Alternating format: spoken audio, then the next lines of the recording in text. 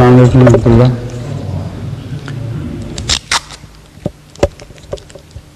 Bashir Yatsaf, you want to ask a question or two? Could you start? Yes, you can start. Unless there is someone else who wants to say a few things. Assalamu alaikum, Zusab. Zusab, it's a question when I'm talking to my friends concerning the unity of God. How can I explain to them in simple language, explain the unity of God and then lead them toward Islam and the need of religion and ways, because they're not really interested in religion. The Holy Quran has explained it in the simplest possible way by discussing nature as we observe it and drawing our attention to the fact that there is a singularity in nature to be observed all over. In whatever form you study the nature, in whichever field you study the nature, there is a singularity and no duality, no question of a trinity at all. And this is a fact which is understandable and which should be understandable by the Europeans who have made such advances in science. So tell them, you study the nature in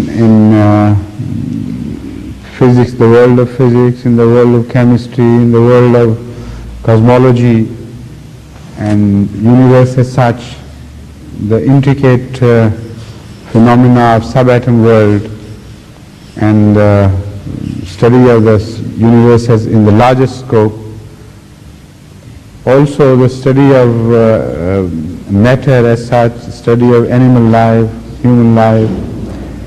There is always a consistency and singularity. So that cannot be born if there were three gods. It's impossible. There is one single master. Nowadays people are thinking in the advanced physical terms of physics, of a single field as well. All forces should combine into one single field. Well, that although does not bear on religion as such, but the concept as presented by the Holy Quran is in conformity with this concept as well, that there has to be one single character to the whole universe, and that is an established fact now beyond any shadow of doubt. So why should there be two gods or three gods? Apart from that, in the same instance, the Holy Quran has pointed out that if there were two gods, more than one god, then there would have been some clash, some difference of opinion, some chaos created somewhere, and that we do not observe anywhere in the world. Now if they say, well, they behave like gods, not like human beings, they don't quarrel, the point is their will is one and the same. If it is one will, why three bodies? So if they say no, there are not three bodies, three persons at least, but with one singular will, which is entirely in agreement with each other's will. So that is what we call unity, oneness. Why to have three persons with one will put together, and what would be their share, respective share in that one will? One will requires a single being in the ultimate analysis. That is ego, ana. And this is why the Holy Quran starts with Alif Lam Mim, Anallahu Alamu. I am the ultimate me, and there is no other me as compared to this. So that singularity of universe leads us to one single God. If not, where is the evidence in the nature? If they demand logical proofs, we have the same right to demand logical proofs from them. These are our proofs. If they are not acceptable, let them prove the Trinity from nature, from creation. There has to be some stamp of Trinity if there were three gods. What is the proof? So total lack of proof on the part of the adversaries and a very solid, consistent proof, scientific proof on our part which we advance, that should suffice to prove this fact to every sane man. Right? Yes, exactly. Huzur Sahib, it's concerning the Miraj. Miraj? Miraj of Hazrat Sallallahu Alaihi Or Wasallam. Miraj? Miraj. Yes. Forgive my Yes, please. So when the Holy Prophet Sallallahu Alaihi Wasallam came very near to God, how do we understand this, the actual, because he was not physically near to God, he was spiritual, but Yes. God is everywhere. Have you ever gone closer to a friend of yours or not? Closer to any person? Have you? Never? To your mother, to your father, to your sisters, to your friends, those to whom you are introduced, Physically, yes. do you stay at the same distance right from the start till the end, or do you seem to gain some distance towards them, towards some of them, some distance towards some of them and some distance away from some of them? Do you ever feel that? Sometimes. Huh? Yes. You do. So why shouldn't Rasulullah Sallam feel the same with relations to God? That is exactly a phenomena which does not require explanation in space-time.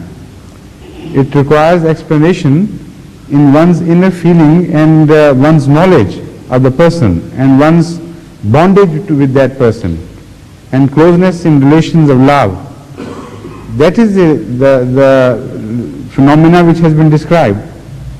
So at that time, you know, sometimes you love your parents all right, but sometimes there are moments when you are closest to them.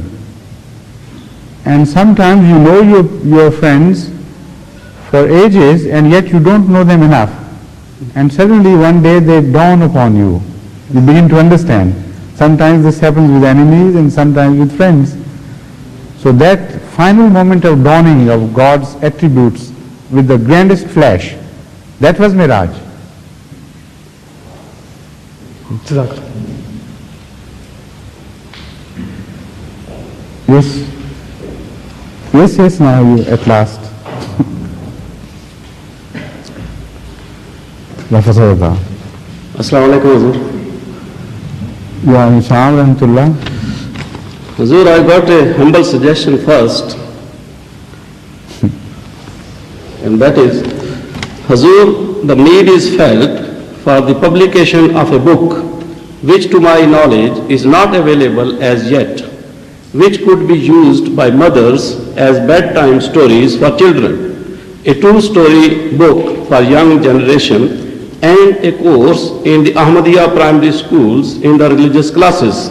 Just one single book or various small books on various subjects? Next sentence explains, Hazur, what I mean. Correct, yes, please. I mean a book giving in short the lives of prophets, at least of those mentioned in the Holy Quran. The size of the book in mind is just a pocket book, and also essays should be as short as possible, giving their period in history and the important events in their lives. This work, I think, has already been undertaken while we were discussing the syllabus for an Ahmadiyya school for children, which we are going to start in Huddersfield. This question came up, and I instructed the committee to produce literature in this regard of the at least belong to the minimum standard of literature produced for Christian children all over the world. And I remember telling them about the various subjects which should be discussed.